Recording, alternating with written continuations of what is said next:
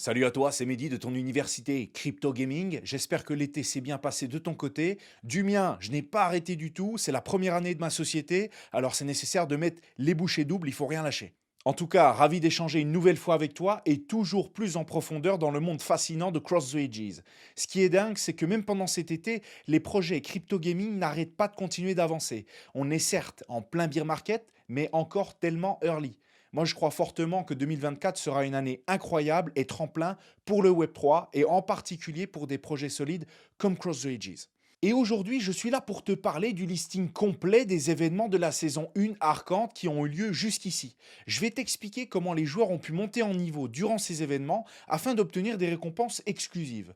Aussi, j'ai volontairement attendu l'aube de la saison 2 Mantris pour être certain qu'on serait passé à travers quasi tous les événements de la saison 1 Arcante et ne pas en manquer un seul. Sois attentif. Mais avant toute chose, je voudrais faire une spéciale dédicace à ne pas oublier. Ce sont pour tous les Noria Builders du Discord de Cross the Ages, dont je fais partie. Ils sont des constructeurs de l'ombre qui écrivent le wiki CTA pour qu'ils se gorgent d'informations. Je t'invite à regarder leur travail, c'est assez incroyable. Il va évoluer encore dans le futur et moi je m'inspire grandement de ce qu'ils font pour créer mon contenu. Merci encore. Maintenant, retournons à nos moutons et parlons des événements de la saison 1 Arcante. Eh bien, sache qu'ils ont commencé avant la période de Noël 2022 et sont en train de se succéder jusqu'en octobre 2023, date du prochain mint de la saison 2 Mantris, soit la date tant attendue de l'ouverture des nouveaux packs Premium. Et aujourd'hui, il y a eu donc 8 événements distincts donnant accès à pas moins de 19 cartes exclusives parmi les 7 archons du monde d'Artelium. Et petit aparté très bref, si la vidéo te plaît, fais-toi plaisir et balance-nous un like et abonne-toi. Et n'hésite pas à partager au plus grand nombre ce contenu, ça nous touche avec Florian, c'est d'un grand soutien. D'ailleurs, est-ce que tu as participé au dernier Arcom Tournament qui a eu lieu récemment sur le Discord? Eh bien, attends la fin de la vidéo pour que je puisse te montrer les goodies remportés par les différents joueurs. Ah super, je l'attendais ce moment de présentation. Alors les événements Cross the Ages, c'est une période spéciale mettant en avant un Arcom spécifique et récompensant les joueurs par leur engagement en jeu. Si tu as déjà participé à un événement au cours de la saison 1 Arcane, tu as pu remarquer qu'il y a beaucoup de joueurs sur le leaderboard qui s'affrontent pour gravir les échelons. Oui, car effectivement, en jouant et en enchaînant les victoires, c'est préférable pour toi. Tu vas pouvoir récolter de l'expérience et des pièces d'événements, et donc la possibilité de faire l'acquisition d'un tas de trucs sympas. Que tu sois alors un joueur chevronné ou alors un nouveau venu, sur Cross Ages, bien ça ne change rien du tout. C'est accessible à toutes et à tous, mais les récompenses sont alléchantes. Pour ce qui est de la progression de l'événement, eh bien une fois sur ton compte de jeu, pour chaque événement, tu accèdes au pass de progression. Il y a une partie gratuite sur 50 niveaux et une autre partie payante. Côté gratuit, tu peux jouer sans problème avec ce mode et déjà obtenir beaucoup de récompenses. Côté payant, si tu souhaites obtenir encore plus de récompenses, tu peux aller acheter directement le pass Insignia en déboursant 900 prana dans la boutique Cross the Ages. Ces noms sont rappelés le pass combat de Fortnite. Il est certain que le pass Insignia donne un avantage unique pour gagner plus de pièces, mais ce n'est absolument pas obligatoire.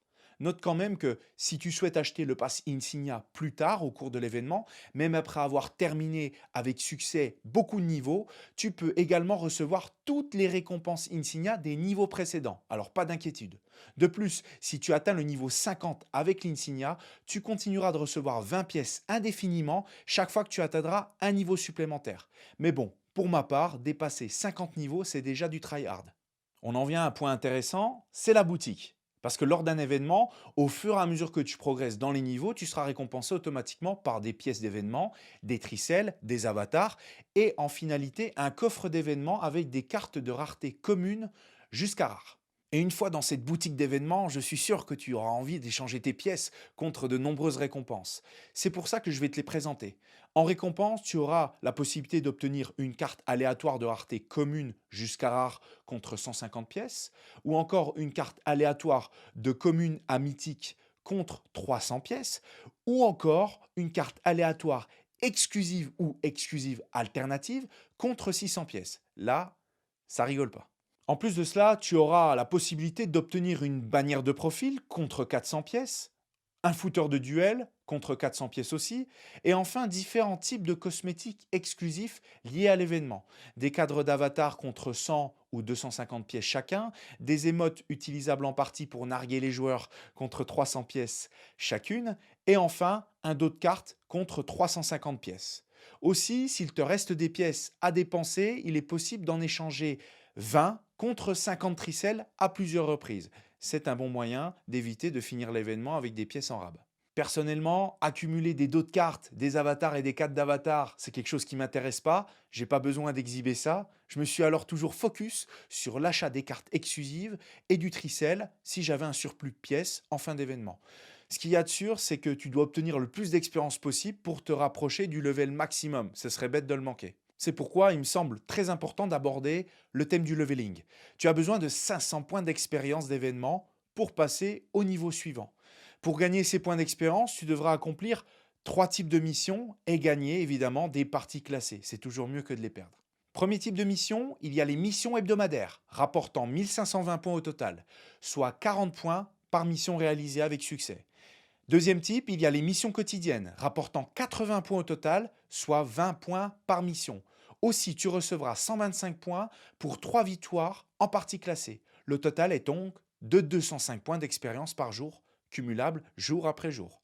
Et bien sûr, tu as les missions d'événements, où certaines vont pouvoir être débloquées après de longues heures de jeu, avec 20 missions rapportant 175, 275, 325, 350, 475, 675 et 725 points d'expérience, pour un total de 10 000 points, représentant quand même, si tu arrives à les valider toutes, au moins 20 niveaux d'expérience. C'est conséquent. De plus, en dehors de ces 3 types de missions, sache que chaque partie gagnée rapporte jusqu'à 125 points de victoire. Donc si on fait les calculs sur la durée, il te faudra environ 100 victoires pour espérer atteindre le niveau 50. C'est à peu près ça. Et si tu n'y arrives pas à temps, pas de panique parce que tu as 3 semaines, un mois pour atteindre la fin de l'événement. Tu pourras toujours débourser 120 prana pour monter d'un niveau.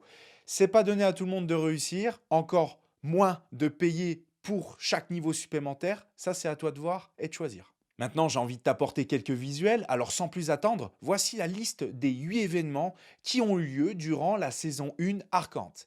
Et les plus beaux lots à remporter sont évidemment les cartes exclusives, en normal ou en foil, alternatives ou pas, avec à chaque fois 5 niveaux de renforcement différents par carte. Ça fait une ribambelle de cartes, c'est incroyable. Tout a commencé par le premier événement, l'événement Halloween en octobre 2022, avec le coffre Halloween Neo. Si tu l'achetais en boutique, il te permettait d'obtenir des cartes de rareté différentes, sans carte exclusive particulière à l'ouverture, mais simplement un visuel de coffre différent.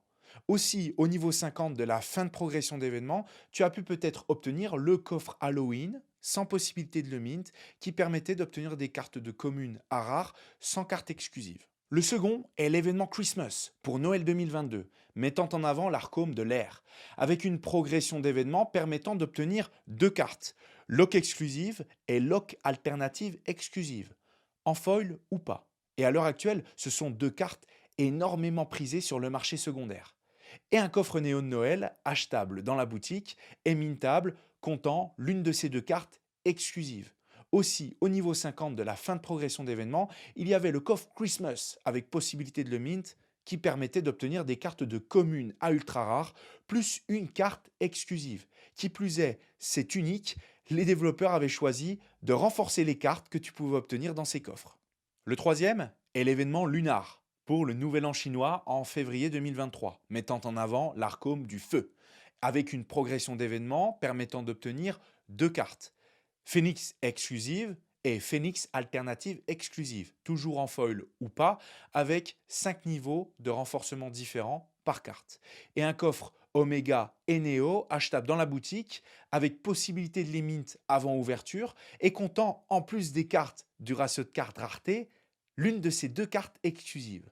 Aussi, au niveau 50 de la fin de progression d'événement, tu pouvais obtenir le coffre lunaire avec possibilité de le mint qui permettait d'obtenir des cartes de commune à rare plus une carte exclusive en bonus. Le quatrième est arrivé assez rapidement après. C'est l'événement Arcante pour le printemps 2023, mettant en avant l'arcome de la lumière. Et avec, pendant la première partie de l'événement, 2 cartes exclusives différentes à se procurer, Astrid exclusive et Astrid alternative exclusive.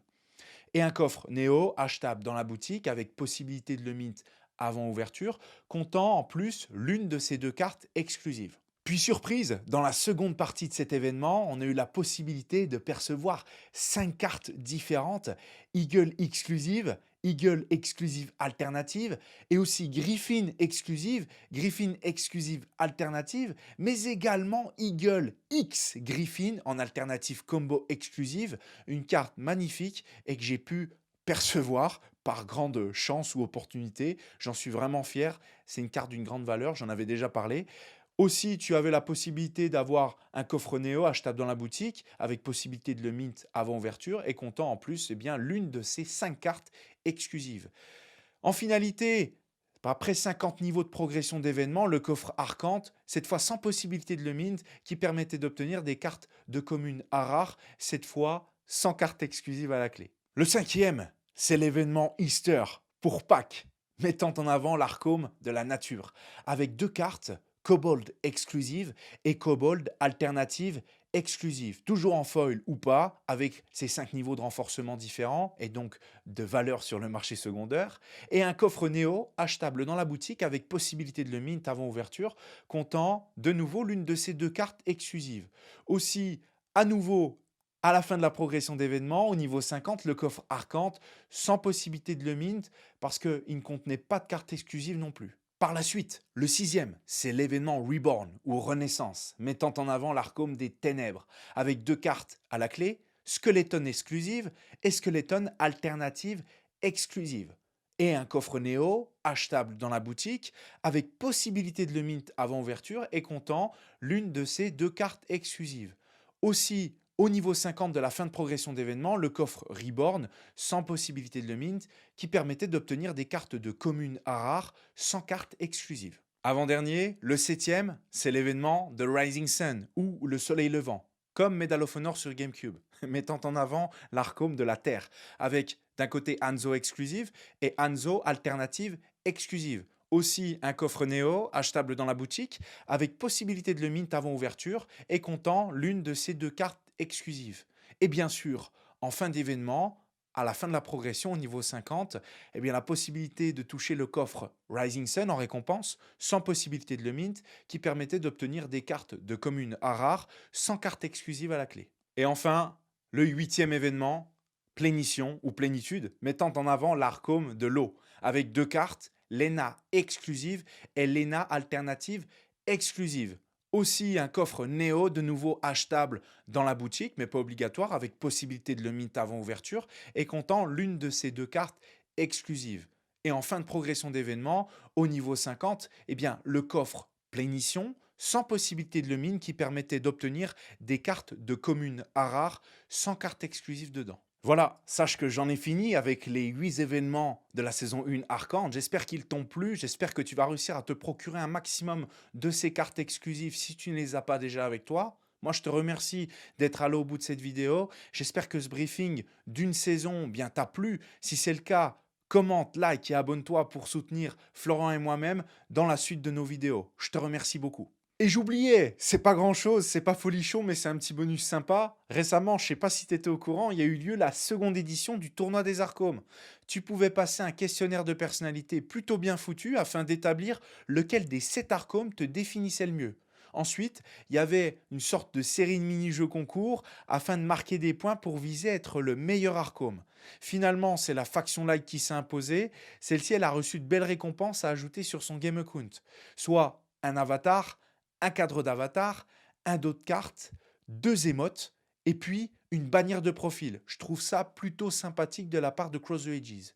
Les autres Arcomes perdants, ils ont reçu aussi des choses et j'en fais partie, Arcome de la Terre, un dos de carte, une émote, il y a eu aussi un avatar. Voilà, c'est plutôt sympa, la démarche est cool. Moi, j'ai apprécié, on recevait le code directement par mail et puis on avait juste à directement le copier-coller sur son game account pour réclamer les récompenses. En tout cas, bien joué à toutes et à tous si vous y avez participé. Soyez à l'affût des news Discord d'ailleurs, hein, elles sont régulières et plutôt pointilleuses. C'était Mehdi de ton université Crypto Gaming University. À bientôt pour de nouvelles aventures.